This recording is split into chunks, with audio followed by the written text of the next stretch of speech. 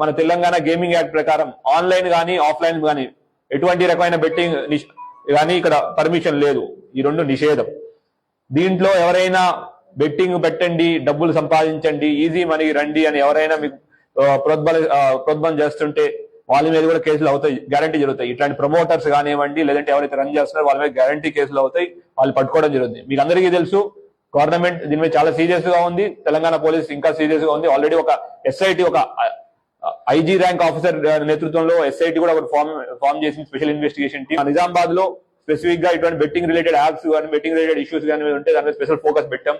మీకు 10వ నెలలో ఇక్కడ తెలంగాణలో మన ఎర్పల్లిలో ముగ్గురు ఒకే కుటుంబానికి చెందిన ముగ్గురు సూసైడ్ చేసుకున్నారు. దాన్ని మళ్ళీ మేము సూసైడ్ నుంచి తీసి అబేట్మెంట్ ఆఫ్ సూసైడ్, తర్వాత అటెంప్ట్ మర్డర్ కేసుల కింద తీసుకొచ్చి ఎవరైతే బెట్టింగ్ యాప్ వాళ్ళు కూడా ఎందుకు అంటే బెట్టింగ్ కూపన్ లో పడి వాళ్ళు అప్పులు చేసి వాళ్ళ ప్రాణాన్ని వాళ్ళు తీసుకున్నారు. అట్లానే ఇది కూడా వాళ్ళు ఆ కేసు మళ్ళీ మేము రీఓపెన్ చేయడం జరిగింది. యాప్ ఏవైతే ఉన్నాయో దీని ద్వారా బెట్టింగ్ పెట్టారు దాన్ని కూడా ఐడెంటిఫై చేయడం జరిగింది. యాప్ గురించి మేము ఫైనాన్షియల్ ఇన్వెస్టిగేషన్ ద్వారా ఎవరి దగ్గర మనీ వెళ్ళిందో వాళ్ళు కూడా పట్టుకోవడం జరుగుతుంది. అట్లానే మనకి మొన్న ఒక కేసు రూరల్ పోలీస్ స్టేషన్ లో ఒక యువకుడు బెట్టింగ్ లో డబ్బులు పోయినాయని ఆత్మహత్య చేసుకున్నాడు. ఇట్లాగా ఆత్మహత్యలు చేసుకోవడం చాలా కలిసివేస్తుంది. యువత మంచి భవిష్యత్తు ఉన్న యువత, ఎంతో బంగారు భవిష్యత్తు ఉన్న యువత ఈ బెట్టింగ్ వలలో పడి వాళ్ళ ప్రాణాలు పోగొట్టుకుంటున్నారు. ఒకవేళ వాళ్ళు ఎందుకు ఆత్మహత్య చేసుకున్నారని మేము స్టడీ చేస్తే ఏమైందంటే వాళ్ళకి ఇది అవమానం ఫీల్ అయ్యి, లేదంటే ఎవరైనా చిన్న చూపు చేస్తారని ఏదో ఒకటి ఆ భావన వల్ల వాళ్ళు ఆ ఎక్స్ట్రీమ్ స్టెప్స్ కి వెళ్తున్నారు.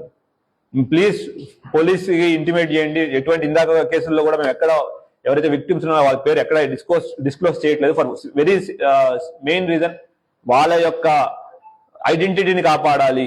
వాళ్ళు బయటకు వచ్చి చెప్పినందుకు మేము వాళ్ళకి సహాయపడాలనే ఉద్దేశంతో వాళ్ళ ఐడెంటిటీని ఎక్కడ రివీల్ చేయట్లేదు. అట్లానే ఎవరైనా ఈ బెట్టింగ్ కూపంలో పడిపోయి ఉన్నారు అనుకుంటే ప్లీజ్ మాకు ఇంటిమేషన్ ఇవ్వండి, లేదంటే మాకు పోలీసుని రీచ్ అవ్వండి. 1930 కానివ్వండి, డైల్ 100 కానివ్వండి, లేదంటే లోకల్ పోలీస్ స్టేషన్ కానీ రీచ్ అవ్వండి.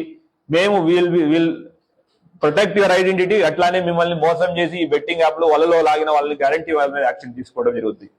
అట్లానే తల్లిదండ్రులు కూడా విజ్ఞప్తి, మీ పిల్లలు ఎవరైనా ముభావంగా ఉన్నా కానీ, లేదంటే ఇంకెన్ని ఏదో రకంగా వాళ్ళు బిహేవ్ చేస్తుంటే కూడా ప్లీజ్ పిల్లలతో మాట్లాడండి.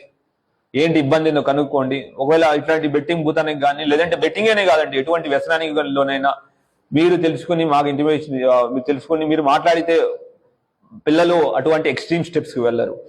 సో అది ఒక రిక్వెస్ట్. తర్వాత బెట్టింగ్ అనేది టెర్రరిస్ట్ యాక్టివిటీస్ లాంటిది. బెట్టింగ్ ఎవరైతే ప్రమోట్ చేస్తున్నారో ఎవరైనా కానివ్వండి, వాళ్ళు కూడా సైబర్ టెర్రరిస్టే. వాళ్ళ మీద అంతే స్ట్రిక్ట్ గా మేము యాక్షన్ తీసుకోవడం జరుగుతుంది. మీకు తెలిసి కానీ మీ ఏరియాలో ఎవరైనా బెట్టింగ్ ఆడుతున్నట్టు కానీ ఎటువంటి ఇన్ఫర్మేషన్ ఉన్నా ప్లీజ్ మాకు షేర్ చేయండి. వాళ్ళ మీద స్ట్రిక్ట్ యాక్షన్ తీసుకోవడం జరుగుతుంది. అందులోనూ మేము sections normal gaming act sections తో కాకుండా వీటిని బెట్టింగ్ ని ఆర్గనైజ్డ్ క్రైమ్ కింద మేము ట్రీట్ చేస్తున్నాం.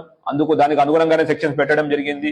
సో ఎవరైనా ఈ బెట్టింగ్ ప్రమోట్ చేస్తే వాళ్ళ గ్యారంటీ జైలు పోవడమే కాకుండా ప్రాపర్టీ ఏదైతే సంపాదించారో ఇదంతా జప్తు చేయడం జరుగుతుంది.